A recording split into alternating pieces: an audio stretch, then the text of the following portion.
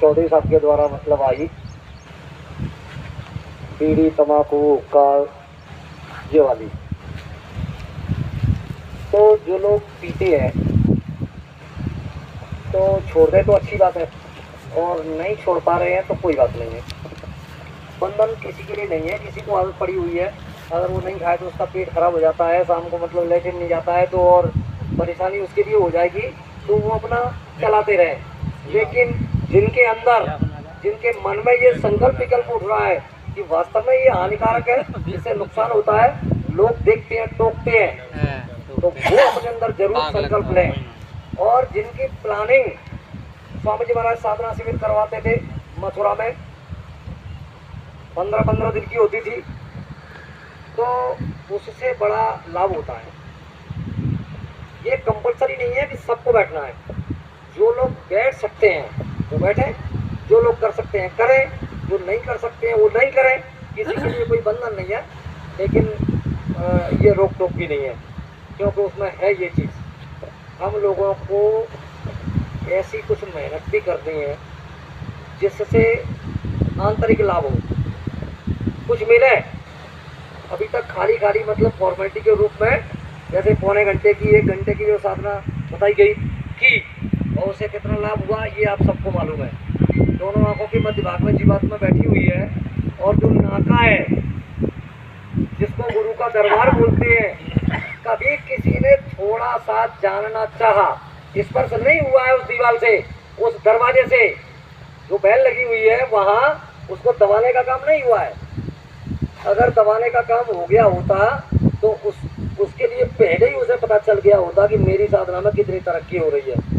समझ में आता है, ऐसी बात नहीं है। स्वामी महाराज ने कहा है कि नगदा नगदी सौदा है, आज करो तो आज ही पाओ, वह धोखे का कोई विषय नहीं है। तो इसमें भी यानी हम लोग कंजूसी नहीं करेंगे, बड़ी मजबूती के साथ इसको आगे लेकर के चलना है। पता नहीं इसमें ऐसे कौन, अभी हनुमान वाली बात आई थी, कौन राम बन जाए, कौन हनुमान बन जाए, कौन क्या बन जाए, तो ये सब उसी से संभव है। आगे भाई साहब का नंबर है। जय गुरुदेव। जय गुरुदेव। प्रेम से बोलो जय गुरुदेव। से बोलो जय गुरुदेव। जोर से बोलो जय गुरुदेव। जोर से बोलो जय गुरुदेव। तो खोलो जय गुरुदेव। जय गुरुदेव। मैं उत्तर प्रदेश के पूर्व में जनपद इटावा था, और 2006 में मायावती जी ने 6 जिलों को अलग बांट दिया। मैं उसी में औरैया जनपद है जो कानपुर ज़िले से सटा हुआ है। हम 2 ज़िले में रहते हैं। एक तो हमारी स्थायी निवास ननिहाल में है, जो सिकंदरा के पास खोजा फूल करियापुर डेरापुर के नाम से जाना जाता है। 400 वर्ष पहले इस करियापुर डेरापुर का नाम शिवपुरी था। वहाँ पर राम स्वरूप कटियार जो मंत्री थे, उन्होंने एक योजना नहर निकाली थी, उसका नाम दिया था अमराहट कैनाल जल पंप योजना, जो जमुना जी से 4th श्रेणी तक के लिए उन्होंने घोषणा की थी।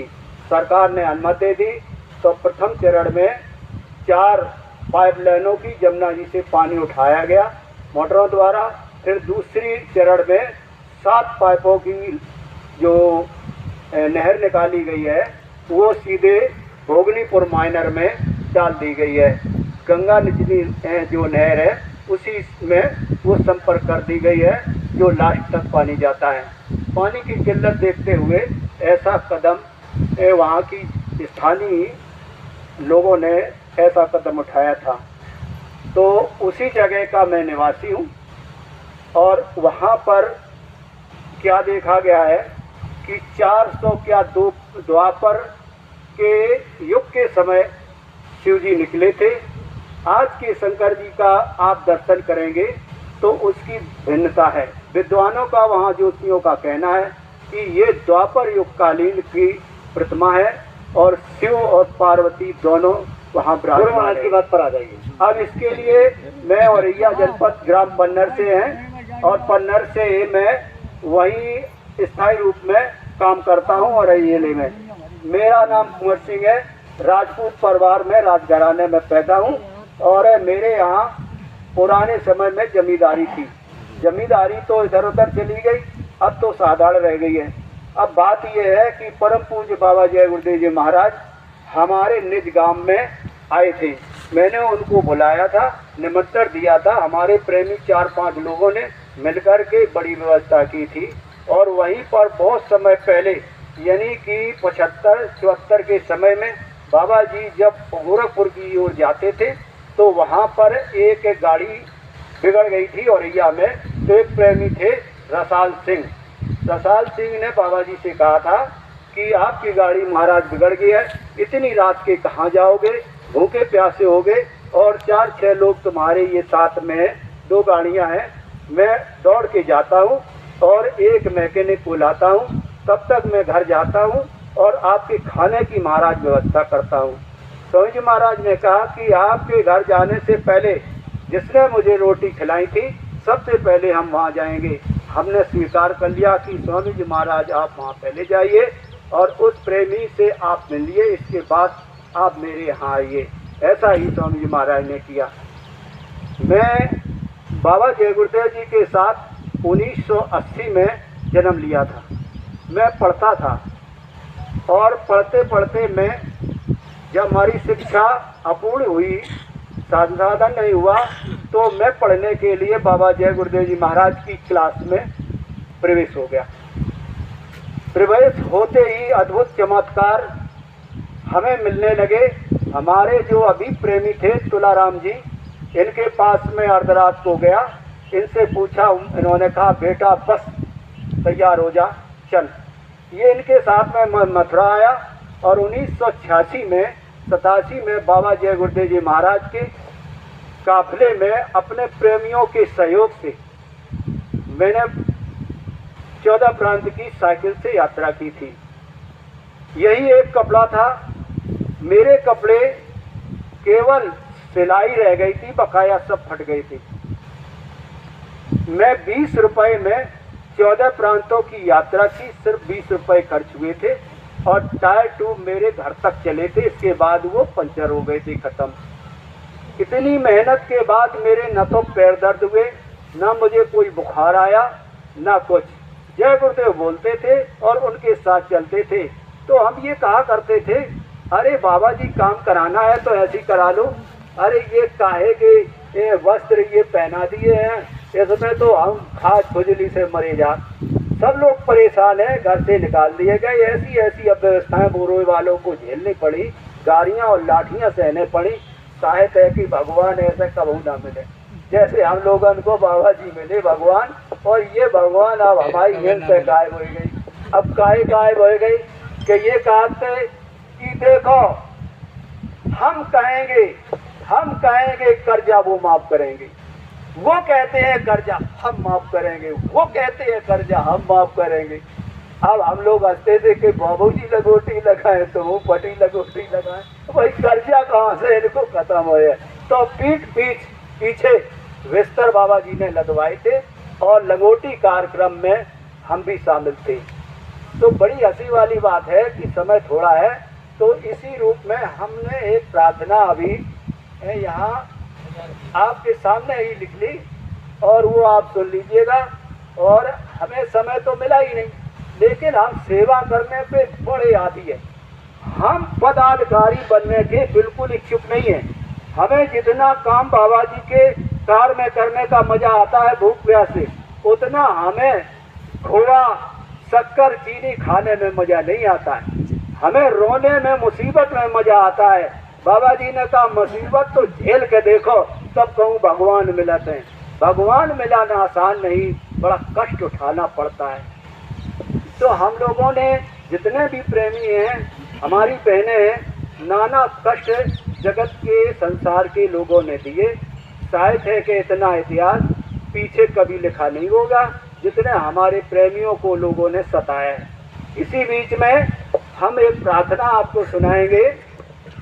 देखिए, धौलपुर में हमारे प्रेमियों ने जिज्ञासा पूर्वक या गुरु महाराज की प्रेरणा से उन्होंने अपना जो कार्यक्रम रखा है यानी कि सबको मिलन ये समारोह और उसमें जो काम करने की इच्छाएं जाहिर की है वो सराहनीय है। हम तो ये चाहते हैं कि बहुत समय हो गया। पूर्व में मैं ध्यान दिला दूं कि एक ओगड़ ने कहा था कि भारत का प्रधानमंत्री कोई होगा। ओगड़ कहते हैं कि जो पागलपन का होता है, लगोटी और राख लगाता है। उससे लोगों ने पूछा, वो कई बातें सच सच बताता था। तो उस समय प्रोफेसर हीरो ने एलिजाबेथ ने बुलाया था कि मैं आज़ादी भारत को देना चाहता हूँ, आप ऐसा समय बता दो कि भारत सदियों तक गुलाम रहे वहाँ की जनता और कभी मेरी इस योजना से कभी निकलने न पाए और वहाँ का धन हमारे भारत देश में का धन मेरे देश में आए। और जो क्षति हुई है, हमारे नौजवान मारे गए हैं, इसलिए उसकी क्षति भारत पूरी भरपाई करता रहेगा। इसी बीच में उस ओगड़ ने कहा कि अरे भाई, वही प्रधानमंत्री होगा तो जल निरावचन होगा। लोगों ने समझा नहीं, उसका निधन हो गया। तो कुछ हमारे जो होशियार भाई थे, हमारे जो भाई साहब थे, इन्होंने दिमाग लगाया कि ये नाम का आदमी तो आया नहीं, जवाहरलाल नेहरू आ गए। तो उन्होंने कहा कि अरे इस नाम के तो पहले अक्षर के आदमी आएंगे। ऐसा ही प्रारंभ हो गया, जहाँ से जवाहरलाल नेहरू, ला से लाल बहादुर शास्त्री, ना से नंदालाल गुलजारी लाल, ई से इंदिरा गांधी, रा से राजीव गांधी, यानी वहाँ से विश्वनाथ प्रताप सिंह, फिर इसके बाद से चरण सिंह जो 27 दिन हुए थे, जूता चप्पल से शक्कर बिछवाई गई थी 20 रुपये किलो की। तो इसीलिए इसी में आ गया ना से नरसिंह राव। इसके बाद में फिर हुआ कि मंच पर मनमोहन सिंह, मंच पर मोदी और फिर ये दो चंद्रशेखर जी। इस तरह से अब आपका वाक्य खत्म होता है इस ओगड़ की भविष्यवाणी से। अब आप देख लीजिएगा, नरसिंह राव ने 4 वर्ष से बढ़ा दी नेताजी के कैद होने की, इंदिरा गांधी ने 10 सालें बढ़ा दी और राजीव गांधी ने 5 सालें बढ़ा दी और दो ने 99 तक। इसके बाद में 2002 में अटल बिहारी वाजपेयी ने बेड लगा दिया कि उनकी बात कोई नहीं करेगा, आप बिल्कुल शांत हो जाइए। इतना ही कहते हुए इस मालिक ने 1980 में कहा था कि मैं धोखा खा गया। मैं सुभाष चंद्र बोस का बचपन का यानी 2-3 साल का था, इतना प्रिय नेता मुझे कोई नहीं लगा। मैं बड़ा स्नेह उनसे करता था और उनकी जीवनी पढ़ा करता था। तो मैं कहता था कि ये जहाज से खत्म हो गए, ये तो बिल्कुल झूठ है। वो महापुरुष आज भी है, ये सब झूठ बोल रहे हैं। तो ऐसा ही हुआ। लेकिन दादा गुरु ने जब सेदयाल जी महाराज के हमारे प्रेमी जो भाई साहब थे गोपी जी, इन्होंने बताया था कि वो दिलीप सिंह जी राय सालिग्राम के यहाँ जो श्याम राव थे और हाथरस वाले पूना वाले जब आए थे, तो उन्हीं ने 48 वर्ष में जब शरीर छोड़ा था तो मालिक के पास ये आ गए और 50 में यानी शंभोदयाल को नामदान दिया। देखिएगा कितना विचित्र खेल है, कितना विचित्र खेल है। उस ओगड़ की भविष्यवाणी के अनुसार लास्ट प्रधानमंत्री भारत का है।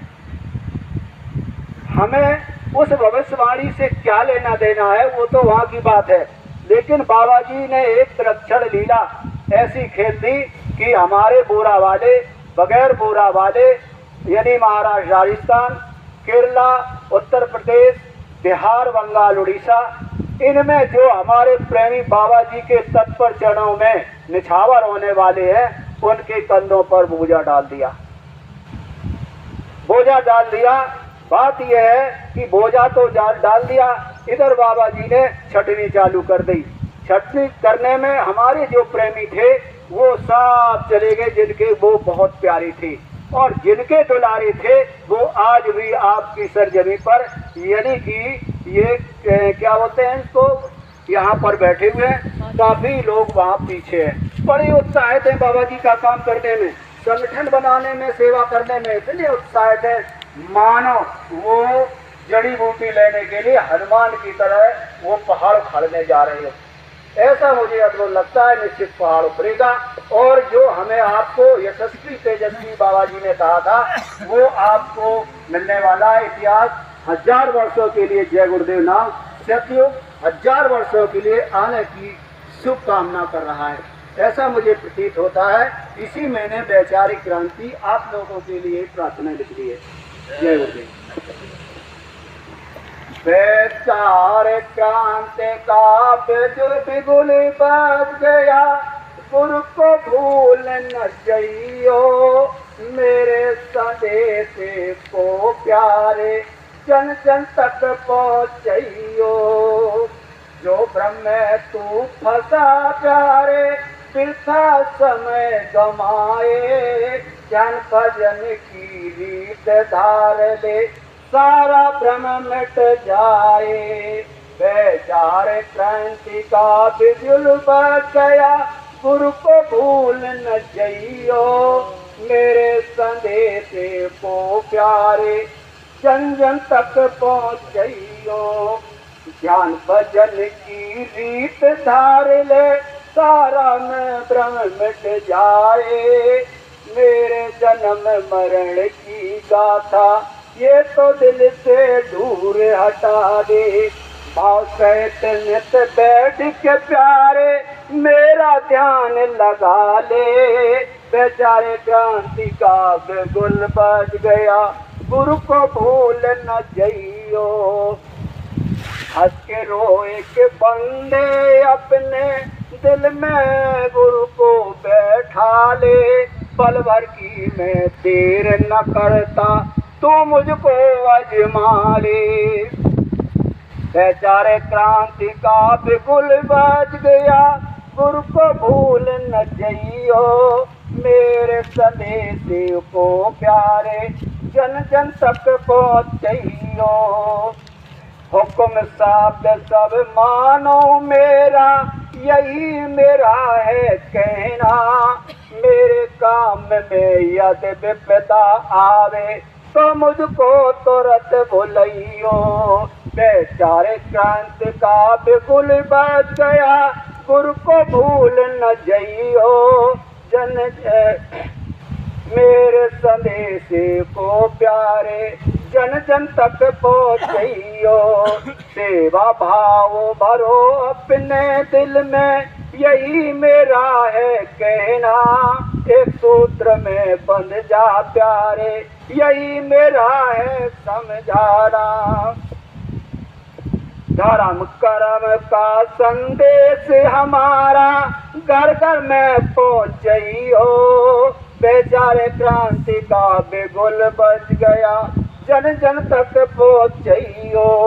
वेद पुराण में लिखी है बातें, संतों का है समझाना। मेरा काम कर दो प्यारे, युग परिवर्तन करवाना। निमित्त बात तू खड़ा हो जा प्यारे, सत्य को है लाना। टाट कपन को पहन के बंदे, कायर मत बन जाना।